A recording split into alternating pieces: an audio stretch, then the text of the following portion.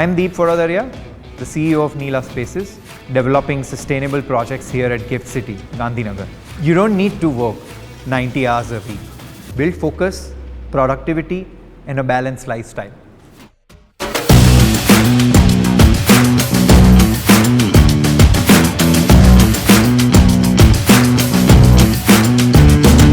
So we're a relatively new company. We came into existence in 2018 virtue of a demerger, and since then our achievements have been doing a very successful project here in Ahmedabad, followed by more than 1 million square feet that we're developing at Gift City, which is truly called the future of urban living. We currently have a project called Vida, which is ongoing and which is at an advanced stage of delivery here, which is a residential project in the domestic zone.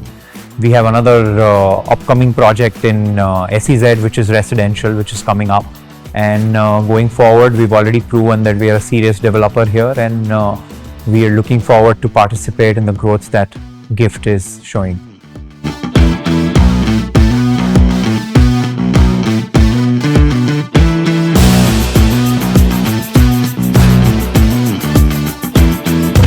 So Gift City is an integrated city of 886 acres with utilities that span across 16 kilometers.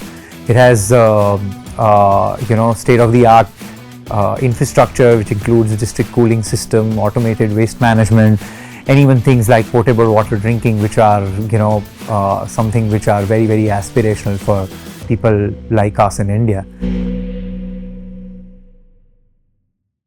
Well, PropTech is a unique feature in which you have tech companies which have property associations, or real estate company which have technology integrations. It's basically a very niche sort of area where technology is doing a crossover with properties. So VisionX is a fund that's going to focus on investing into PropTech and real tech companies. Our funda is very clear in terms of the fund, that we only want to invest into companies which are giving us a good say in terms of the operations, or giving us a board seat or a substantial stake in their company.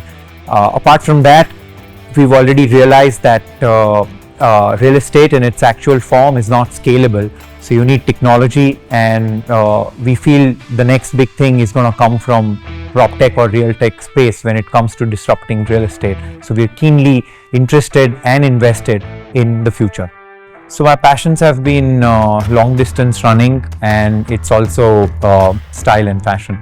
My running journey began in 2016, I feel, when a friend suggested that I try out an amateur running group, and then I just I think first time that I ran, I fell in love with it, and since then I think it's been a pretty big essence of my life, and it's motivated me a lot in more ways than one.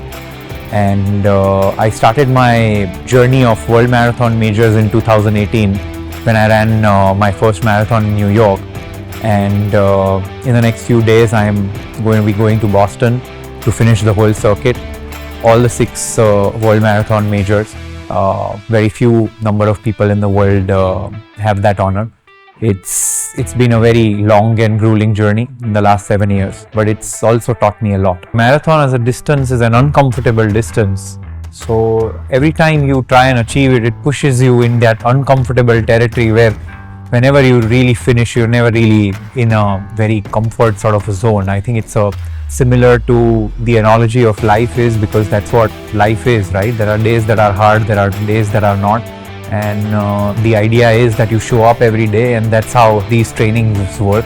Most of the people are pretty much aware by now that there's a direct link up between your physical health and your mental health, and I have felt it all through my life.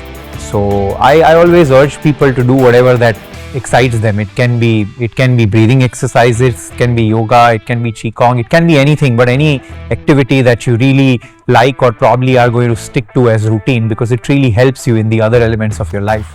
I've always been passionate about fashion, and I was following PT Umo for many years, and I thought that I would go someday just to check out what it's about. It's one of the oldest B2B trade fairs for menswear, And this year, earlier in January, I could fortunately, me and a few friends could go and have that experience of PT, and it was highly overwhelming to see the sort of energy, the well-dressed men that you see in the magazines that you've seen growing up, and I think it was a brilliant experience.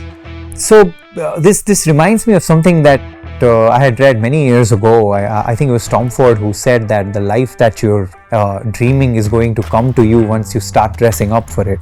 Well, probably I'd start dressing up for it much earlier before I read the quote, but the quote stuck to me. But I think I think what it really shows to yourself and the outside world when you face it is the intent. It's how seriously you take yourself.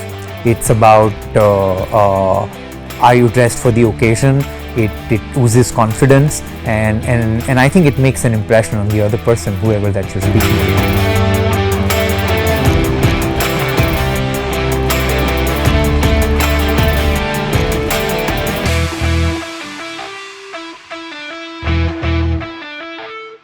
I think the success mantra for me, what works is not having fixated on a specific thing or a mindset, and always be open to taking feedback, to advices, to new ideas, even relooking at something that you've done yesterday, not out of doubt, but if there's a better way of doing it.